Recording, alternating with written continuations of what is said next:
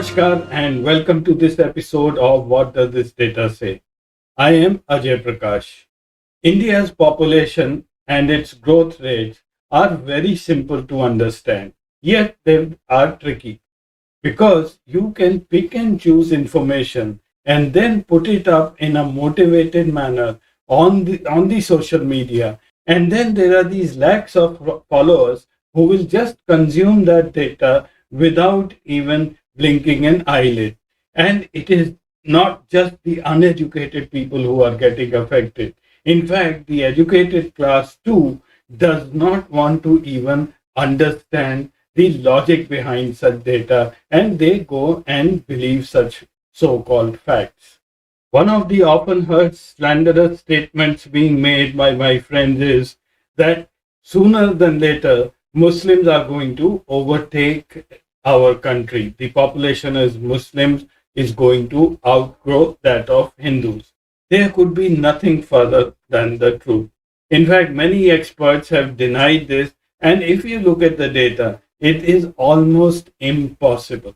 And yet, this Bhakt Brigade keeps going on, and I really don't know from where they get this information or the data to support such nonsensical statements. On the political side, there have been a couple of events which have gone rather unnoticed, and there should have been a debate at the national level, which did not happen. The first event was in April this year when Rakesh Sinha, a Rajya Sabha MP, withdrew his private member's bill to regulate the population. Now, this bill was introduced in 2019 and was subsequently withdrawn in 2021. Rakesh Sinha is a nominated member of the Rajya Sabha. He joined Rajya Sabha in 2018 after expiry of the term of Sachin Tendulkar. His expertise and work on RSS has established him as an RSS ideologue within the Indian culture. Subsequent to the debate in April this year, Rakesh Sinha withdrew the bill after hearing out Union Health Minister Mansukh Mandaviya, who said that population control should happen by creating awareness among the people, and it should not happen by force or being made compulsory. This is the stand of the union government, which appears to be correct. Now, if you look at the history of our country, except for the brief period during emergency and the Sanjay Gandhi era when family planning was enforced on the public, never was family planning a coercive exercise. It was more through education that people in our country understood the benefits of having a small family. Now, on the other hand, in Uttar Pradesh, Yogi Adityanath has introduced a bill titled Uttar Pradesh Population Control Stabilization and Welfare Bill 2021. This bill happens to be much more stringent than the one which was placed in the Rajya Sabha by Rakesh Sinha. In July last year, this bill was made open to public for comments. 1 week was given, and the responses were only through email.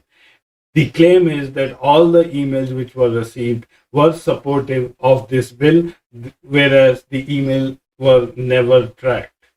Yogi Adityanath, in his usual brash style, is pushing this bill because this bill is serving his political objectives, not the national objectives. The proposed bill plans to incentivize people to have one child with promotions, tax breaks, and public sector job security. If passed, it will also penalize people with two or more children by denying public subsidies, government jobs, and promotion. This bill has been criticized by everyone around, including the right wing Hindu groups. Now I'm going to show you a series of graphs that will demonstrate how these elements are spreading misinformation in the Indian public. As far as the Yogi Adityanath population control bill goes, to simply put it, the government is attempting to blame the population of Uttar Pradesh for all its failures. BJP has been in power for quite some time in that state. Secondly, they know that the average voter gets heavily influenced by social media misinformation campaigns, and they have strong backroom boys who keep pumping out such misinformation. And in reality, the population in India or any state in the country is never really the problem. If at all there is a problem, it is bad governance. In fact, the politicians are adding to that by making such legislation that will be very dangerous for the country in the years to come. Firstly, you should be aware that the world population growth is slowing down. The growth rate in the 70s was around 2%, which has been gradually falling, and last year in 2022 it has come below 1%. Currently it is around 0.83%. At this rate, the world population growth rate will become negative much before the turn of the century, and thereafter the world population will start shrinking. Now I'll take you through two sites just to show you some data. This site is macrotrends.net, and I'm showing you the India death rate from 1950 to 2022. So this is the curve here, and today our death rate stands at around 7.38 per thousand.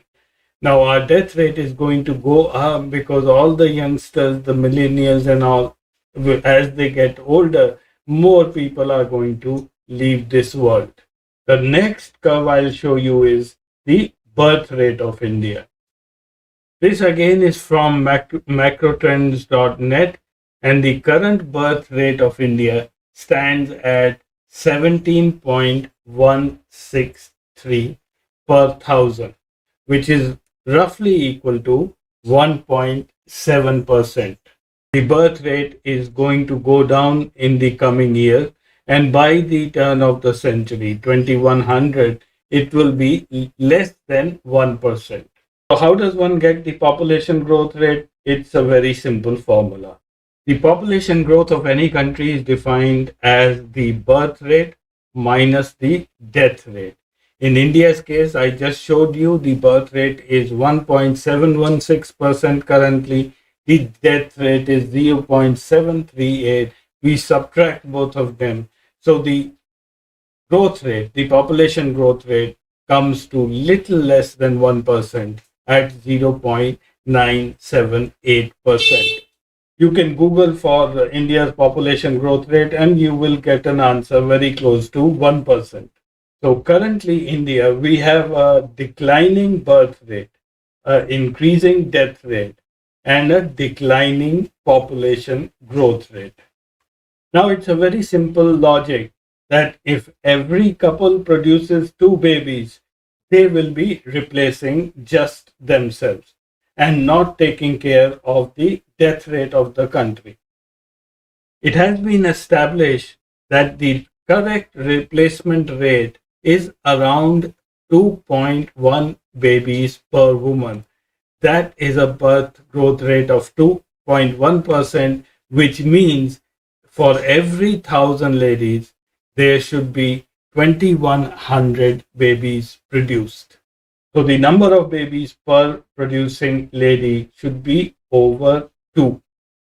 Now compare this with what Yogi Adityanath is proposing in the UP Population Control Bill. He says there should be one child per couple. He is just going to shoot himself in the foot. The national population is already on the decline, the birth rate is on the decline, and then we have such politicians bringing in totally irrational acts and bills. In the end, I'll also answer that question, that whether the Muslims are going to overtake the Hindus in our country. Have a look at the global population fact. Christians, they are in 135 countries, they occupy 65% of the global area. Their percentage of the global population is 35%, average growth rate is 0.94%. Second place is the Muslims, who are in 52 countries. They occupy 22.1% of the global area. They are 22.9% of the population, and the average growth rate is 1.81%. Third place is Buddhists. Fourth place is Hindus, with who occupy only 2.5% of the global area. And we are 18.2% of the population, and average growth rate in 2021 was 0.94%. So you can well imagine how squeezed we are here in India. Now let's see the growth summary of the religious groups within our country. In 1951, Hindus constituted 84.3% of the total population. According to 2011 census, that figure came down to 79.8%, and in 2021 it has further come down to 78.9%. The Muslims, on the other hand, who were 9.8% in 1951, have gone up over the period, and in 2021 they constitute about 15.1% of the Indian population, whereas the Christians, Sikhs, Buddhists, and Jains have remained constant over the years. So, if you look at this table in isolation, probably some people will come to a conclusion that Muslims are going to overtake the Hindus. So, according to the last census of 2011, the 2021 census data has still not been made public. The Hindus constituted 80% of the population, and the Muslims were 14%, and all other communities put together 6%. And again, according to the 2011 census, Hindus were growing at 1.33%, Muslims at 2.03%, and other communities were coming down at the rate of 2.4%. As a hypothetical question, if I consider the 2011 growth rate, when will Muslims take over the Hindus in our country? Have a look at this slide.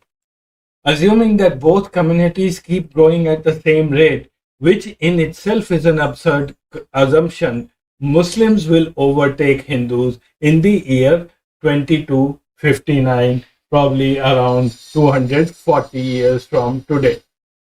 Let's look at the 10-year growth rates for both Hindus and Muslims in our country. So here is the decadal growth rates from 1951 to 2011. Decadal means for every 10 years. The yellow curve is for the Hindus and the green curve is for the Muslims.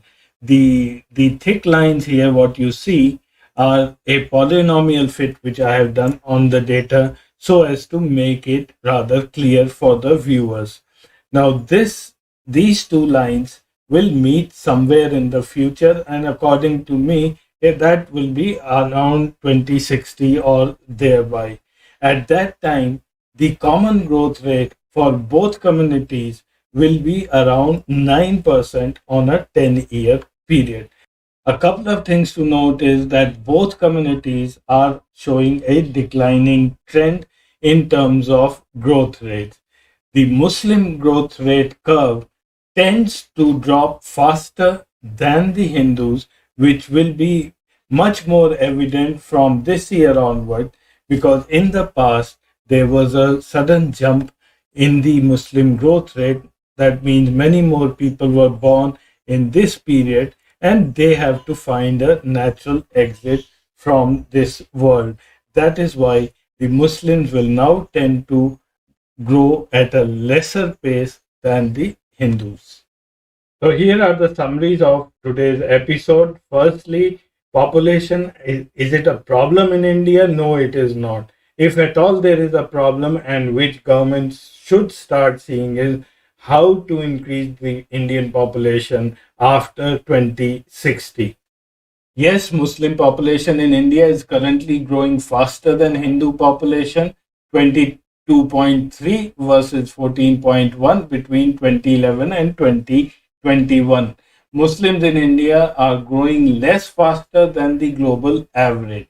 The rate of growth of Muslim population in India is dropping at the same rate as the Hindu population rate. And the last point is by the mid of this century, around 2050, the growth rates of Hindus and Muslims in India will merge, probably around a 9% figure over a 10-year period.